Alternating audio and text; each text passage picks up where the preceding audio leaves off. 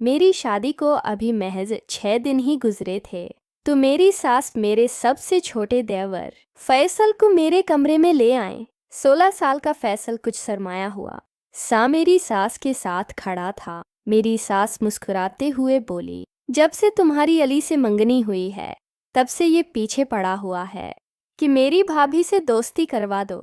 सास ने मुझे मजीद बताया कि मंगनी के बाद फौरी की वजह से फैसल को ये मौके ही नहीं मिला और पिछले 3 दिनों से उसने मेरी जान अजाब में डाल रखी है कि माँ मेरी भाभी से दोस्ती करवाएं। फैसल शर्मीने अंदाज में मेरी सास के पीछे छिपा हुआ था और चोर नज़रों से मुझे देख रहा था। मैंने मुस्कुराकर अपने दीवर फैसल की जानब हाथ बढ़ाया जिसे उसने हचकिचाते हुए थाम लिया। मैंने कहा, तुम लड़के होकर इतने, मैं तुम्हारी भाभी हूँ, बिल्कुल तुम्हारी बड़ी बहनों जैसी। तुम जब चाहो मुझसे बात कर सकते हो। इस पर फैसल ने कुछ ना कहा, बस मुस्कुराकर इस बात में सारे हलाया। न घर में सबसे बड़ी बहुत ही अली से छोटी उनकी 2 बहनें थी और उनसे छोटा फैसल था। अली बहुत मोहब्बत करने वाले और ख्याल रखने वाले शौहर थे और मेरे ससुराल वाले भी मुझसे बहुत मोहब्बत रखते थे।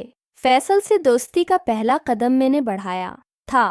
अगरचा वो 16 साल का था लेकिन ऊंचे कद और मजबूत जिस्म की वजह से उम्र से बड़ा लगता था। शाम को मैं उसके कमरे में चली जाती और हम इधर उधर की बातें करते। जल्द ही वो मुझसे बेतकलो हो गया और मेरे कमरे में भी बला झुझक आने लगा। एक रोज़ जब मैं फैसल के कमरे में गई तो वो टीवी पर कुछ देख रहा था।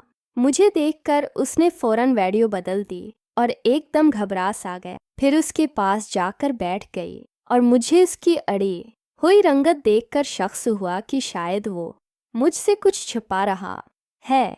मैंने बड़े प्यार से पूछा, फैसल तुम पर क्या देख रहे थे?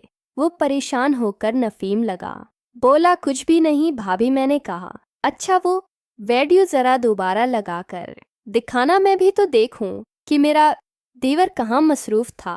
फिर जैसे ही उसने वीडियो दोबारा लगाई इसे देखकर तो मैंने अपनी आंखें ही बंद कर ली और मेरी रूह कवाब का रह गई। ये देखकर मुझे शदीद गुस्सा आया। मैंने फैसल की तरफ देखा और कहा कि फैसल, ये तुम क्या देख रहे थे? मैं बताऊं आज हमारे भाई को। फैसल पूर्ण बदहवास हो गया और बोला कि भाभी प्लीज भाई से कुछ मत कहिएगा। फिर मैंने उसे घूरते हुए कहा, फैसल तुम ये बताओ कि तुझे ये सब देखकर नींद कैसी आती है? इतनी खौफनाक चीजें देखते हो तुम। वे ड्रोनी मूवी देख रहा था जिसे देखकर मैं खुद डर गई थी। फैसल ने फौरन माजरत की और क्या वो दोबारा ऐसा कभी नहीं करेगा? शुरू में मेरा ससुराल मेरी तवक्कात के ऐन मुताबिक लगा।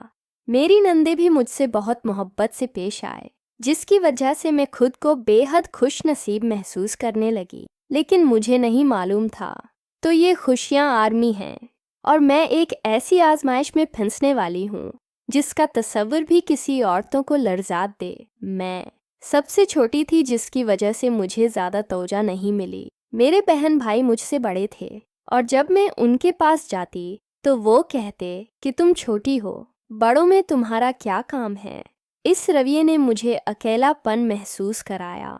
फैसल को देखकर मुझे अपने बचपन की महरूमी याद आ जाती। शायद इसीलिए मैंने उससे ये खास करबत महसूस की और इसे अपनी तवज्जो का मरकज़ बनाया। इन्हें उसकी पसंद का खाना बनाती, इसके छोटे मोटे काम कर दें और इसके साथ गेम खेलती ताकि इसे किसी भी तरह अकेलापन महसूस न हो। एक दिन जब मैं अपने शौहर अली के आने के लिए तैयार हो रही थी, फैसल मेरे कमरे में आया और मेरे मकीब में से पनक्लप स्टेक उठाकर मुझे देते हुए कहा कि भाभी ये लगाएं, ये रंग बहुत अच्छा लगता है। मैंने मुस्कुराते हुए इसकी बात मानी, लेकिन अचानक इसने मेरे चेहरे को अपने हाथों में लेकर कहा, अब आप बहुत प्यारी लग रही हैं, और बेसाख्ता मेरे गले लग गया। इस लम्हे में घबरा गई और फौरन खुद को इससे पीछे कर लिया। फिर फैसल ने मुझे कहा, मैं तो आपको बड़ी बहन समझकर ये सब कहता हूँ, मगर आप पता नहीं क्यों मेरे साथ ऐसा करती हैं।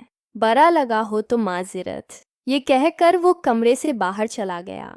इसके बाद मैं खुद को कोसने लगी कि तूने इस बच्चे के साथ गलत किया है। वो मासूम तो मुझे बड़ी बहन का दर्जा देता है, लेकिन मेरी सोच बड़ी है, लिहाजा इसकी मासूमियत देखकर मुझे अपनी गलत सोच पर शर्मिंदगी महसूस होने लगी। लिहाजा अगले रोज मैंने इसके साथ पहले की तरह हमदर्दाना रवैया बरकरार रखा है, लेकिन अब इसका मेरे इतना करीब आना बेतकल्फी से मुझे छुआना और बार करते हुए चेहरे के करीब आना मुझे बेचैन करने लगा था। हालांकि मेरा दिल कहता था कि कुछ गलत हो रहा है, लेकिन दूसरी तरफ में शैतान के बहकावे में आकर खुद को ये यकीन दिलाती कि वो अभी छोटा है और मुझे बड़ी बहन समझकर मोहब्बत करता है। इस सब के दौरान मैं अपने ख्यालात और जज्बात की किश्मकिश में मुब्तला हो गई थी। ज़ाहिरी तौर पर मैं दबली पतली से लड़की थी और फैसल मेरे साथ खड़ा होने पर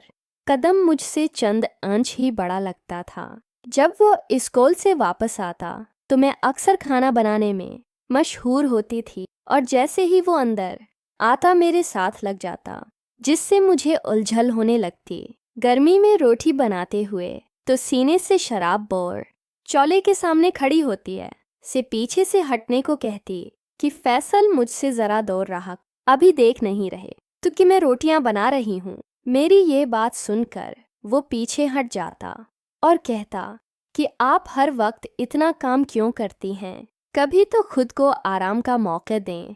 इसकी बात बदलने का अंदाज बहुत ही अजीब था, लेकिन मैं हमेशा यही ख्वाहिश रखती थी कि घर के हर फौज के दिल में अपना एक मकाम बना।